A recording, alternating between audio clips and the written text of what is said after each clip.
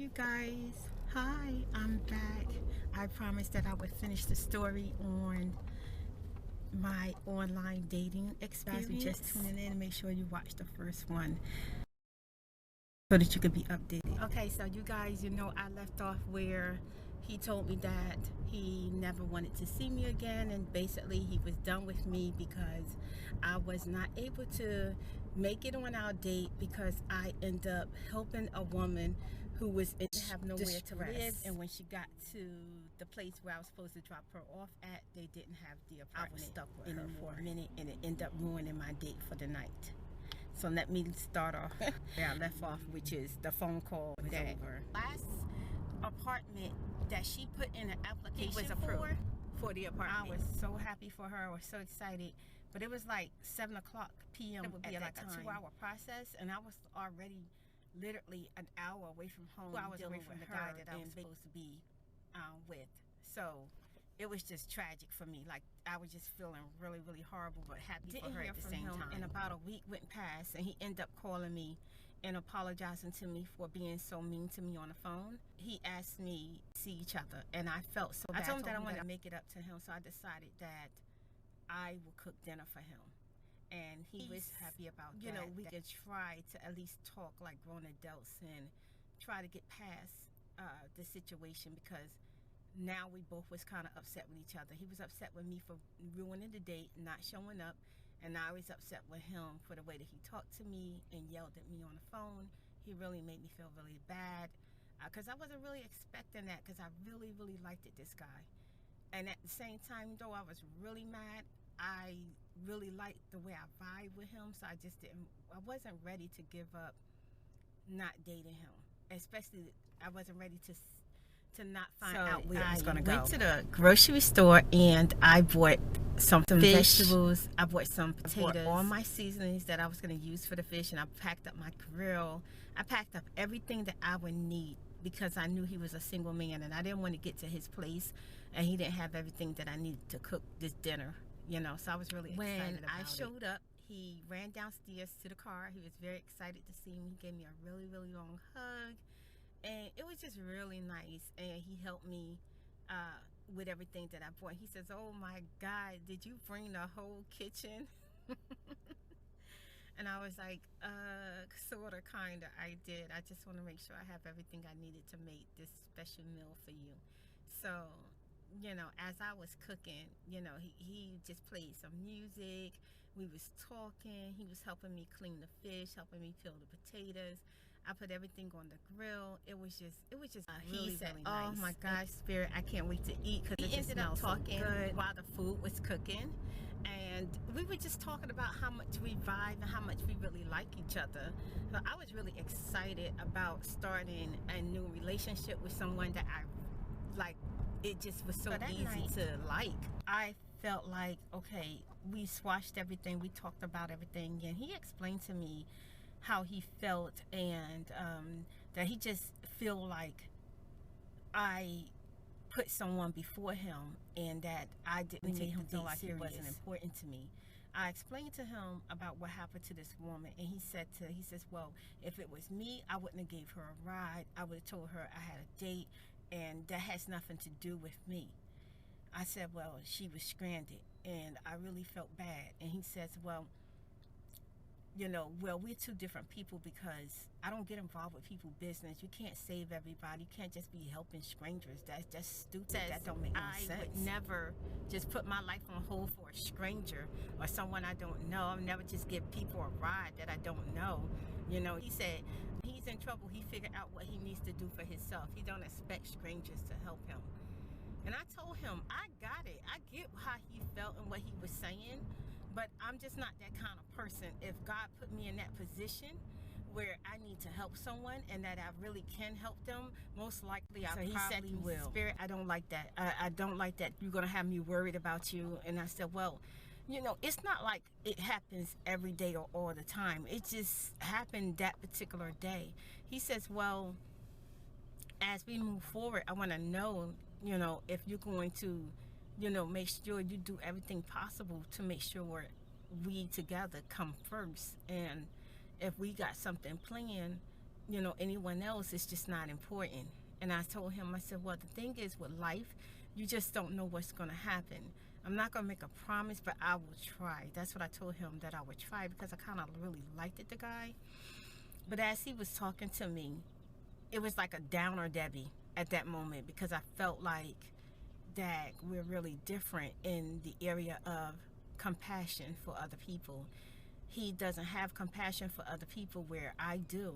So I was thinking, is this going to work? But is this like a great thing that maybe he don't have compassion for other people? Because maybe, you know, we continued our conversation. We ended it with apologizing to one another and being more considerate towards each other.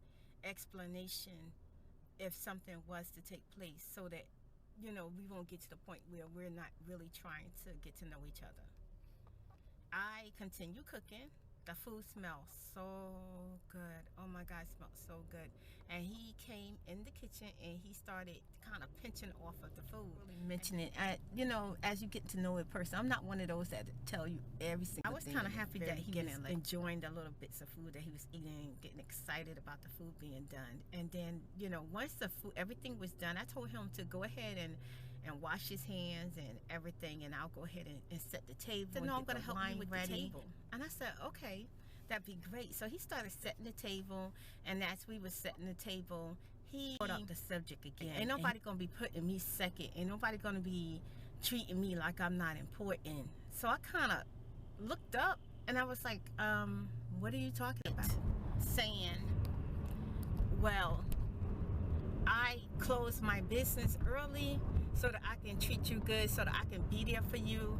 I was so excited about the date, and I just can't believe, like, you let a stranger get in your car. You spent all that time with a stranger, helping somebody you didn't know. That don't make no sense. That's stupid. Then I was just looking at him like he was crazy. I was like, didn't we just talk about this? Watch this to myself. So I looked at him and I said in a really nice voice, do you still need to talk about this some more before we have dinner? He said, I'm just saying how I feel, and I'm getting everything off my chest. And I said, yeah, but I thought that we talked about it and that we squashed things, we apologized to each other. He says, well, you know, I just can't believe this crap. And I said, okay, so can we finish this so that we can have dinner? We don't have to talk about this anymore. He's like, no one's going to shut me up. No one's going to tell me what I can't talk about, or tell me if I can't be upset how I feel. And I said, you're right. No one's like, I'm not trying to do that. I just want us to have a great night, a delicious dinner, and continue getting to know each other. So why don't you finish getting this off your chest so that we can be done with it? My fish was still on the grill and everything. So while he was still talking and yelling, I went to go turn the fish around. But I was in the kitchen and I was saying to myself, I don't believe this. I just don't believe this. I'm starting to feel depressed. For him and apologizing to him was going to squash everything. He just continued yelling, continued going off on me. So as the food finished cooking and everything, I said to him, I said, well, I see that I really made you upset and that you're not going to calm down enough for us to have dinner. I might as well just go ahead and leave. He's like, no, I don't want you to leave. I'm sorry. I won't do it anymore. Go ahead and finish cooking. Food is done. I said, so he gave me a nice hug, and he was like, I apologize. My feelings was just really hurt. And I said, I understand, you know. So everything was good. We went into the bathroom to go wash his hands. I started basically going in the kitchen to prepare our plates for dinner. And I heard some rumbling noise, like somebody was talking. So I looked to the right and I was like, okay, maybe it's outside the door. Then I went outside towards the dining area and I could hear him in the bathroom talking to this. He was singing, I don't know who this woman thinks I am. I'm this. I don't put up with that. I'm not going to put up with this. I invited you over to my house.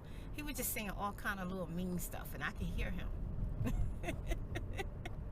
I said, okay, let me tell you something. I'm laughing now. I was pissed. I was mad now. We're talking so much crap. I was furious with him. I was so mad. I went to the kitchen, and I said, you know what?